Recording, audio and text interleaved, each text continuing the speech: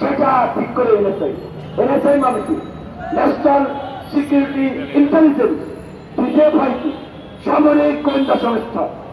তারা একটা রাষ্ট্রের স্বাধীনতা সার্বভৌমত্ব গুরুত্বপূর্ণ বিষয় নিয়ে কাজ করবে। দুঃখজনক এই প্রতিষ্ঠানগুলো সহ উচ্চ প্রতিষ্ঠানগুলোতে কিছু দুর্বৃত্তরা চালকের আসলে কিছু দুর্বৃত্তরা মাফিয়াগিরি করছে, প্রতিষ্ঠানগুলোকে কলঙ্কিত করছে। ইমরান খানের আবার ওখানে একটু চাই, সামরিক বাহিনী ইমরান খানকে হটাতে চেয়েছিল, আউট করতে চেয়েছিল রাজনীতি থেকে, কিন্তু দেখা গেছে ক্যান্টনমেন্টগুলোতে 80% ভোট পেয়েছে ইমরান খানের দল প্রার্থীরা। তার মানে কি সামরিক বাহিনীর 80% সমর্থন ইমরান খানের দিকে ছিল।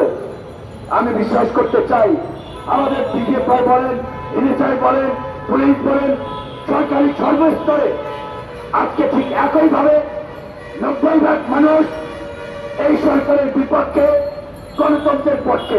কাজী প্রশাসনের ভাই বোনদেরকে বলবো, দেশ বাঁচাতে ভারতীয় শাসনের বিরুদ্ধে দাঁড়ান, সৈন্য শাসনের বিরুদ্ধে দাঁড়ান, গণতন্ত্রকামী জনগণের পাশে দাঁড়ান। সবাইকে ধন্যবাদ জানিয়ে আমার বক্তব্য শেষ করছে। আমার